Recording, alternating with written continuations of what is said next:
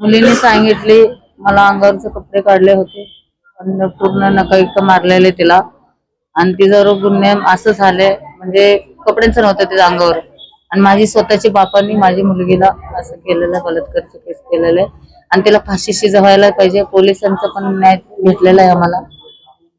एवढंच कर्तव्य आम्हाला, जनताचं पण भेटली आणि परत पोलिसांचा पण आम्हाला सपोर्ट भेटले, जनताचा पण सपोर्ट आहे. आता काल हा हे संपूर्ण प्रकार घडला त्यावेळेस तुम्ही नेमके कुठे होतात? मी नेमकी दुकानातलं कपड्यांचं दुकानात कामाला आहे आणि 9 वाजता माझी सुट्टी झाली. हे 9 साडेनऊ वाजेपर्यंत घडलेलं. मी कामावरून आल्यानंतर हे घडलं. कामावरून आल्यानंतर ही सगळं हा सगळं फरक. घरात त्यावेळेस तुम्ही नव्हता? त्यावेळी मी नव्हते, घरात नाही घडले, दुसऱ्यांच्या घरात ते भाड्याने होत तो.